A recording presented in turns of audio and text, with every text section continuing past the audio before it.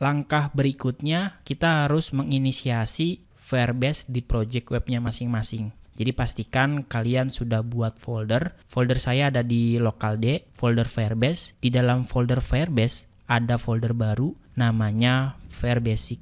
Nah, folder ini nanti akan kita gunakan untuk menyimpan web static untuk kita hosting melalui Firebase.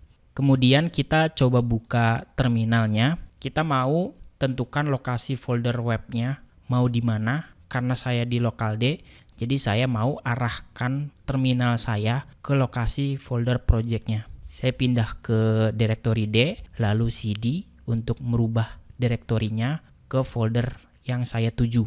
Jadi CD 2020, lalu kita masuk ke folder Firebase, masuk lagi ke folder Firebasic. Nanti kita akan coba masukkan file-file yang kita butuhkan di dalam folder ini. Kita clear lagi, kita hapus dengan cls. Setelah itu baru kita jalankan perintah namanya Firebase init untuk menginisiasi Firebase di project Firebasic. Kalau teman-teman belum login ke Firebase-nya, maka akan terjadi error. Ini saya berhasil karena saya sudah login dan sudah melakukan autentikasi terlebih dahulu. Nah, kalau saya berhentikan prosesnya, tinggal saya tekan Ctrl C, lalu saya clear lagi, hapus perintah sebelumnya dengan cls. Saya coba pastikan tidak login, karena kalau sudah login tampilnya seperti tadi. Dia akan menanyakan sedikit pertanyaan untuk kita. Saya akan coba logout dulu ya. Saya sudah logout akun Gmail saya. Saya coba jalankan lagi perintah tadi, firebase.init. Saya enter, maka akan terjadi error. Errornya seperti ini. Yang teman-teman lihat, require autentikasi. Nah, jadi kita harus melakukan autentikasi terlebih dahulu dengan menjalankan perintah firebase spasi login. Di sini kalau saya enter, dia akan izinkan Firebase untuk memberikan info kesalahan. Kita tulis aja yes. Nah, nanti dia otomatis meredirect ke browser untuk login melalui Google. Saya pilih akun yang saya miliki. Nah, kalian boleh pilih email dan masukkan password sesuai dengan akun Gmailnya masing-masing. Saya coba login dengan akun Gmail saya. Di sini ada informasi mengenai Firebase CLI, karena kita gunakan Firebase CLI untuk berinteraksi dengan Firebase-nya langsung melalui Google akun. Kita coba memperbolehkan semuanya dengan mengetikkan allow. Nah, nanti akan otomatis dapat pesan kalau Firebase CLI login berhasil kita lakukan. Kita balik lagi ke terminal. Di sini ada notifikasi kalau kita berhasil login dengan menggunakan email yang teman-teman gunakan. Teman-teman bisa close browsernya. Pada bagian berikutnya kita akan mulai melakukan inisiasi project web di lokasi folder yang sudah kalian buat dengan menjalankan perintah yang sebelumnya kita jalankan, yaitu firebase.init. Nah, di sini akan ada beberapa pertanyaan. Pertanyaannya adalah kita memberitahu kalau saya ingin memulai membuat project Firebase. Saya sudah siap ketik yes untuk memulainya dan melanjutkan prosesnya.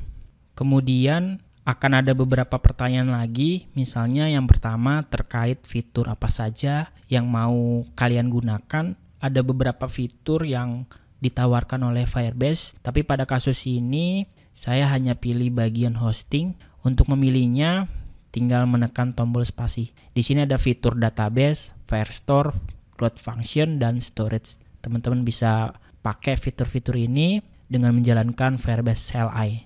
Tapi pada kasus ini saya pilih hosting saja. Jika sudah di enter, lalu kita ke pertanyaan kedua, mau diletakkan di proyek mana? Kita akan coba simpan di proyek yang sudah kita buat, namanya Firebasic.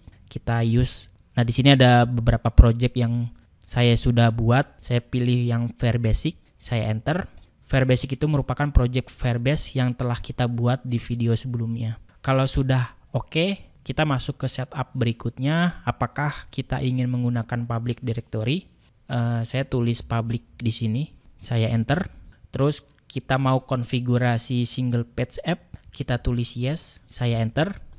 Nah, kita berhasil melakukan Firebase inisiasi hasilnya komplit, nanti kalau teman-teman buka folder Firebase-nya, maka akan ada beberapa file yang terbuat. Salah satunya ada folder public, ada firebase.json untuk konfigurasi, dan project information di Firebase RC. Sekarang Firebase init sudah komplit, kurang lebih strukturnya seperti ini. Nah, nanti struktur folder web kita yang akan kita kerjakan seperti ini. Kita bisa buat halamannya di dalam folder public tentunya. Kita simpan file-file web statis. Ada beberapa halaman nantinya akan kita buat. Tapi pada kasus ini hanya halaman pertama. Secara default, halaman index root-nya, kalau teman-teman buka, halamannya seperti ini. Welcome home dari Firebase Hosting. Di sini teman-teman bisa edit tentunya dengan membuat struktur baru yang sangat sederhana. Jadi kita coba buka text editor yang teman-teman ingin gunakan. Saya gunakan Sublime Text. Kita pindahkan struktur folder tersebut ke dalam text editornya. Terus kita buka file index HTML-nya. Kita coba buat struktur baru. Kurang lebih strukturnya seperti ini. Saya hanya menampilkan hello world untuk menandakan kalau kita sedang berkenalan dengan Firebase-nya. Tentu web strukturnya sangat sederhana. Saya hanya menambahkan judul teks dan kalian boleh sesuaikan saja. Intinya saya ingin hosting web ini ke dalam Firebase-nya. Kita coba save. Terus di Firebase juga menawarkan perintah untuk menjalankan sebuah server. Perintahnya Firebase spasi serve seperti ini. Yang artinya kita akan dibuatkan satu server untuk dijalankan di localhost pada port 5000. Kalau teman-teman klik di sini atau teman-teman buka browsernya, ketikkan aja localhost/5000. Saya enter. Nah, nanti otomatis dia akan menampilkan index root dari HTML kita. Tentu yang kita mau bukan menjalankan di lokal, yang akan kita pelajari adalah bagaimana cara mendeploy. Cara deploy-nya cukup mudah, kita tinggal ketikkan di terminal. Ini sebelumnya saya Ctrl+C dulu untuk menghentikan sebuah servernya. Saya tulis yes, lalu saya bersihkan lagi perintah tersebut. Teman-teman boleh ketik Firebase spasi deploy, maka nanti Firebase otomatis mengupload file-file yang dibutuhkan. Dia akan kirimkan semua web ke hosting milik Firebase. Dia sedang melakukan prepare, ditunggu saja sampai selesai. Dan kalau sudah, kita akan mendapatkan URL webnya. Dia menggunakan HTTPS. Kita coba copy URL-nya dan teman-teman boleh mengaksesnya. Nah, ini dia, saya sudah berhasil. Saya coba buka di Google Chrome, saya enter. Teman-teman akses, maka tampilnya sama seperti sebelumnya, tapi di sini kita berhasil melakukan hosting web statis kita di dalam Firebase. Tentu web ini bisa lebih kompleks lagi, teman-teman bisa buat halaman baru, terus saling berkaitan link satu dengan link yang lainnya, seperti teman-teman membuat HTML biasa, lalu di hosting ke Firebase-nya.